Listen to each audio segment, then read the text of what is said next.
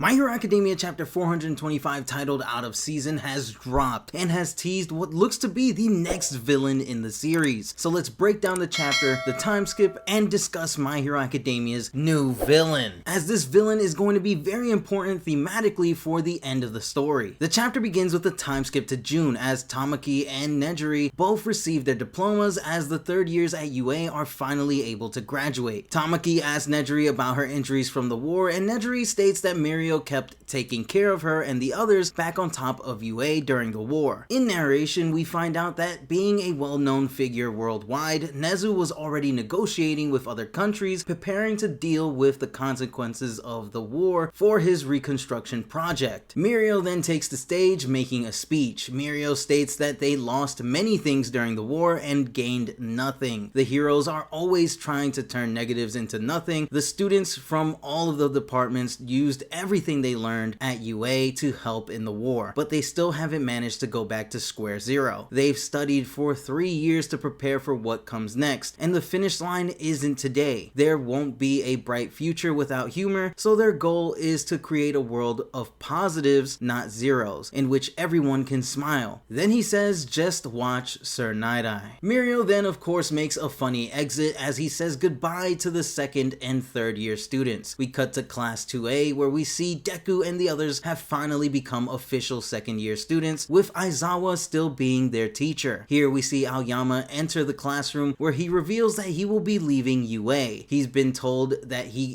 is allowed to stay, but he feels that leaving is the right thing to do. Since he joined UA at All For One's request, he feels that he has no right to attend the third year's graduation ceremony. So as atonement, he is going to walk the path of heroism from scratch. After all, he held the hand Deku reached out to him, saying he can still be a hero. Aoyama begins to cry while smiling as he offers Deku a piece of cheese. He then tells Aizawa that one day he will stand side by side with his friends, which is exactly what Aizawa had told Aoyama during the all-out war arc. To keep everyone else from crying, Aoyama shoots off his sparkling lasers and reveals that Shinso will be joining Class 2A. Feeling left out by everyone's excitement over Shinso, Aoyama shoots his lasers again, which makes the invisible girl visible, shocking Mineta. Aizawa appropriately chokes Mineta before he can finish, saying that Toru was a goddess among them. Mawata Fuwa then arrives into the classroom to update the second years on what they'll be doing. The second and third years will be going around the country to keep it safe and help with reconstruction under her leadership. She continues and says that history books will talk about the period after All Might's retirement and after the Battle of Jakku, but much of this chaos won't be documented. Shoto then says that it was during a chaotic period like this that All For One was born. Fuwa ends up leaving with Deku looking to be deep in thought. After school, the students talk about how excited they are about the new first years arriving tomorrow. Deku tries to talk to Ochako, but Ochako interrupts him, saying that Deku had to shave his hair because of surgery and she hopes that it grows back. Trust me, Ochako, the whole fandom wants his hair back because our boy got cooked for it. After this, we see a panel of Ochako smiling with Deku still looking sad. At around the same time, we cut to somewhere in the ruins of Japan and a person is shown panting and crying with a traumatized look on their face. Their fingers look messed up along with their clothes being all damaged as they walk barefoot through the rubble of Japan. This to me is very reminiscent of Tenko after he destroyed his house and family, which I'll get into later. Back to Deku, he asks Shoto if he's going to Aoyama's farewell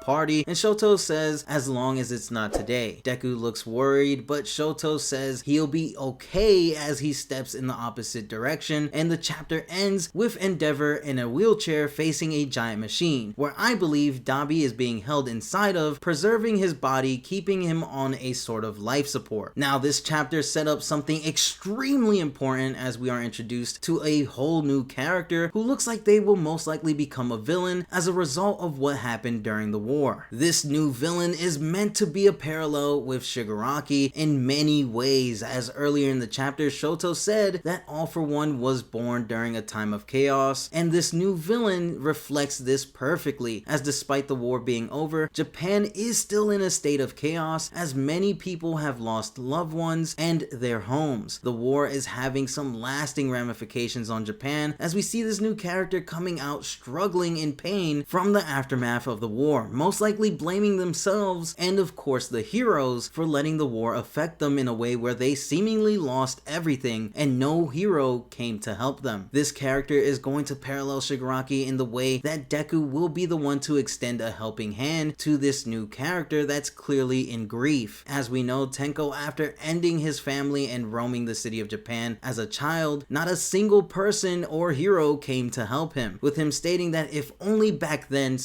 anyone had reached out to help, then maybe things would have been different. This new villain clearly represents that cycle of hate that made Tenko become Shigaraki, continuing through them because of what happened during the war. This is where I feel Shigaraki's last words to Deku is going to hit the hardest, as Shigaraki in the last chapter told Deku that it depends on what you people decide to do tomorrow, and to make sure that he does his damn best to do it, in reference to Deku being the one that's going to have to change society. This is where I believe Deku is going to find them and reach out to them, giving them a helping hand, doing for them what was never done for Shigaraki, thus signaling that society is going to change in a way where the hate will stop, ending that cycle of hate. Not only that, but this will also act as a redemption for Deku not being able to save Shigaraki's life. So saving this person from going down the same path Shigaraki did, preventing them from being filled with that same hate, will be the start of Deku really changing society, ending that cruel cycle, preventing a new Shigaraki or All for One rising from the ashes of the war. This epilogue to me is honestly perfect, hitting all of the right notes when it comes to our heroes dealing with the aftermath of the war, and how everything didn't go back to the way things were. Funny enough, I did predict that a villain would rise from the war's ashes in my Civil War theory video, and who knows, maybe something like this will happen to a different person, causing them to become a villain, starting up a sequel series. But I'm super interested in seeing where Horikoshi goes with this new character, as it's looking like Deku will be the one to save them from going down the same villainous path Shigaraki once did. With that said, let me know your thoughts on the new villain. Will Deku save them, or is this a tease for the next big villain of a potential sequel series? Let me know everything in the comment section below. If you enjoyed the video, then be sure to Detroit smash that like button down below, and if you're new to the Kidoroki channel, then be sure to subscribe to the channel with notifications turned on so that you don't miss any My Hero Academia videos. And I'll see you all in the next one.